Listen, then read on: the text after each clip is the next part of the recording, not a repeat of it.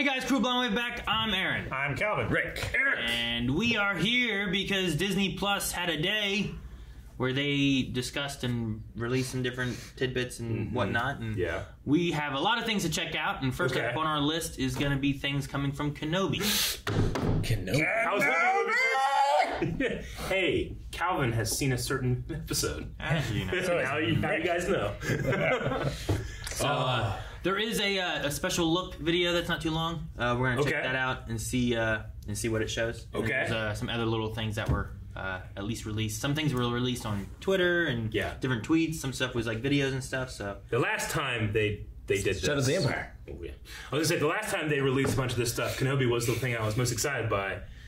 So here we are. Yeah, yes, we are. So. Yeah, so we'll be watching a video here. There's going to be some other things we're going to have to check out later on. Maybe not Kenobi, but there's like Marvel stuff, some Disney things, like Pixar and stuff too. Gotcha. So we'll be checking out a lot of things, so make sure you guys subscribe. Those videos will be coming out as soon as we can. But let's check out some Kenobi video stuff right now. There's a hunger for this character to come back. The fans have been waiting long enough, you know? Yeah. Yes. You know?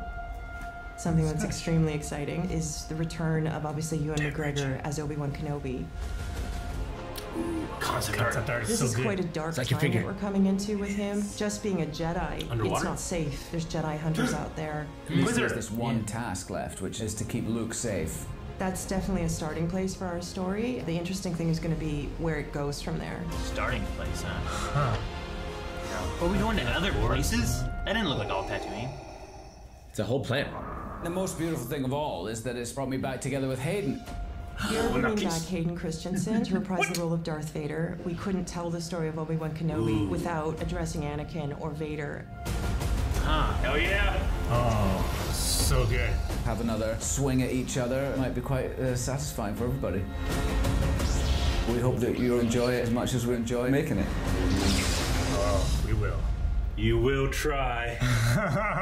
Streaming 2022. Okay. It was really cool that the eye and Kenobi was his lightsaber. Yeah. I don't know if we want to look at this. What this is a little tidbit from the actual Disney Plus. It's like we can read what it says there, but I think it sets like timeline stuff and whatnot. I want to read it. Alrighty. I don't know. You guys want to read it? I read it every time. He already read it. That's just what. Okay. No. Yeah. Okay. So the other thing is. The other thing is that there is There's a blurb? There's a blurb up on Disney Plus. I want the blurb. I vote the blurb. Give me the blurb. But there could be spoilers, Eric. Make it so. We have some other things that were shots that were released on Twitter and stuff. One of which was a thing that we talked about, like, is this an Inquisitor ship? I mean, that to me looks like the definitely an Inquisitor. That looks like the second sister to me. It does. It looks like Trilla, but it could be like the 14th cousin. I don't know. I mean, they could look alike. It's brothers and sisters. I mean, definitely an Inquisitor ship, I would say. It definitely looks like an Inquisitor ship. But that looks like Trilla to me, her helmet design. Does. Yes. Could be, and that'd be interesting to tie in some things from like Fallen Order Jedi Fallen and Order. different stuff. So Rick hasn't played that one yet, I don't believe. No. You have not. There's a character named Trilla. So there's the shot of Go get him. Go get it. All the way downstairs? No, right there. Thank God. He does have like some This one is a little more Alec Guinness than he is Ewan, but but it's so good. like it does kind of look like. The only thing that's weird is that he has a blaster. This Obi-Wan concept art does have. He has a gaffy stick. he has a gaffy stick. Down He here. has the scouter thing right there. He's on a EOP. EOPie? I don't know how to pronounce it. EOPie? It's a thing That farted in Jar Jar's episode 1. face. Speed, Yusa. So, but I mean, the concept art for this looks really cool. I mean, it almost looks like a action figure like picture. Like I've seen some people do those like action figure setup things. They take pictures. It kind of reminds me of something like that you'd get. We have books of this. We alluded to it earlier with Calvin's Could be his clay quote, sculpture. but I'm so happy that you guys just watched Twin Sons. Yeah. And like you've never been. It happened at the best time. I've never been more excited for Kenobi after rewatching that with you guys, and you know. Yeah, really excited for that. It increased my excitement tenfold. There's that, which looks different. Kenobi versus Vader. I mean, Looks new. and I don't necessarily see that as like They're on a broken ship deck. like Mustafar. It's more of like just something's on fire. Yeah, it's gonna be interesting to see like if this is what they're going to, right? And Obi-Wan fights Darth Vader, like how does that work? Why does Obi-Wan escape? Why does he not find him until later? You know, like I have all these questions on how nothing it fits about in, you know? there's nothing about the interactions from the original trilogy that says that they've never met each other before. No, sure, I get that, but like A lot of people seem to think there is, which when you look at the other lines, it's like no, there's nothing there. no. It's not a presence I've felt in a long time. Well, Sure. but how long is a long time? He also uses a presence I haven't felt since. Yeah, and then he trails off. He trails off. Since So the it's Kenobi like- series, and then he you- didn't finish it. Yeah, and then you kind of fill that in. It's like, well, since when? So, like, they could have done that. But I just wonder, like, if this did happen, you figured he'd have been looking for Obi-Wan. And maybe he was, maybe he wasn't. Maybe he was, and that's why there's an Inquisitor that shows up. Like, I don't know. So, I'm interested to see what they do with that. Yeah. What else we got? And then this is that, like you said, maybe underwater? It felt underwater, which to me screamed Fortress Inquisitus from Jedi Fallen Order. Yes. You remember that? That was an underwater facility. Sure. And if we have Inquisitors, and Vader kind of has a seat of power there. Definitely he has one on the same Mustafar. architecture. We saw like Vader's throne in what looked like his castle on Mustafar, but he could also have scenes here. The Inquisitors could have scenes here. Sure. Obi-Wan could be taken here. Maybe. But when I think of it, to me, like that just screamed underwater as opposed to on a planet. It doesn't feel like in space. Yeah. And I don't necessarily feel like we're just on a planet. I get you. Like, there's light coming through, but it feels like there could be water behind these windows. And they're very... I don't know. There's What's the name of that building? It's Fortress Inquisitoris or something like that, right? I don't remember. It's been a long time, and I didn't study it. A long time. I might be hearing. Also, it might not be out yet, but we did react also on Disney Plus today, Shang-Chi, and that's going to be coming out either tonight or tomorrow, so look out for that. Indeed. Fortress Inquisitorius. Inquisitorius. Is there The story details begins below? 10 years after the dramatic events of Star Wars Revenge of the Sith, Okay. where Kenobi faced his greatest defeat, the downfall and corruption of his best friend and Jedi apprentice, Anakin Skywalker, turned evil Darth Vader. So it's 10 years. So we're jumping 10 years from episode 3. Gotcha. So essentially 10 years yeah. is how old Luke will be, too. So this will be shortly before Rebels. Before Rebels. Around the time of Solo. Be after Solo, right? It's around the time. Solo falls in with those 3 years. They time jump a bit, too, don't they? So, yeah, I don't know. We'll jump into there. I don't know what stories they're going to tell. I don't know if they're going to tie into any of that kind of stuff. There was definitely shots of other planets that Obi-Wan could visit. There's nothing saying he never left Tatooine.